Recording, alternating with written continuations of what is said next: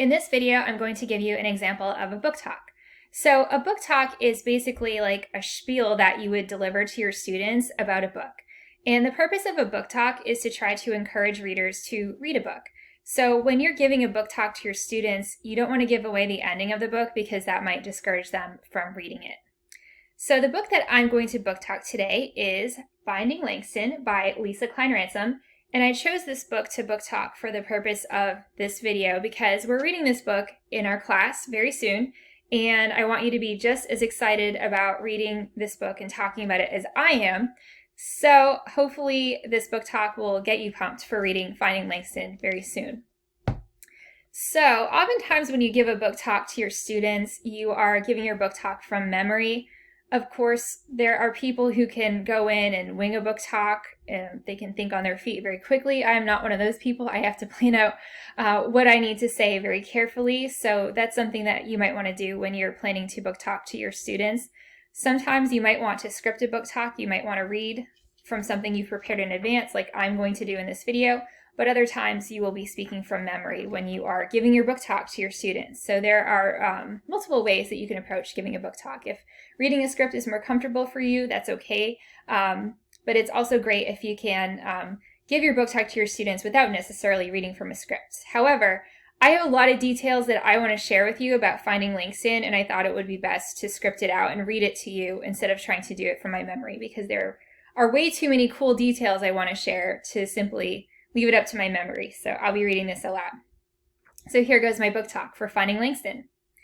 Imagine that you suddenly move away from the only home you've ever known and you're forced to live in a cold, friendless city. Imagine that you're pushed around every day at school and bullied for being too country. Imagine living in a dingy apartment with newspaper covering up the holes in the wall, where a nosy neighbor is always up in your business and you can smell everything that everyone else is cooking. Imagine that your dad hardly speaks to you anymore.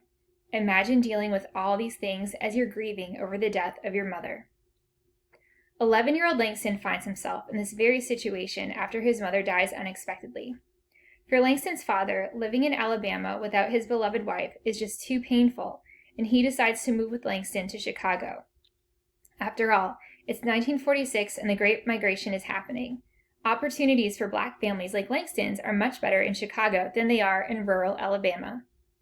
But the move to Chicago is hard on Langston. The apartment where he lives is run down and smelly. His heart grieves for his mother, and he misses the ailing grandmother he left behind in Alabama. He even misses the red dirt on the country roads he used to travel from school to home. Meanwhile, Langston isn't making any friends in school, and a group of boys push him around and make fun of him for his country accent and country ways. It doesn't seem like things can get any worse. But one day when he is trying to hide from his bullies, Langston encounters a place unlike anywhere he's ever seen before. A place where anyone, black or white, can come inside and read all the books he wants. A magical place. A library. Could books be the cure to soothe Langston's soul? Could poetry by the famous Langston Hughes be what our Langston needs to heal his aching heart? Read Finding Langston, the debut novel of Lisa Klein Ransom, to find out. So that's my book talk. I hope you've enjoyed it.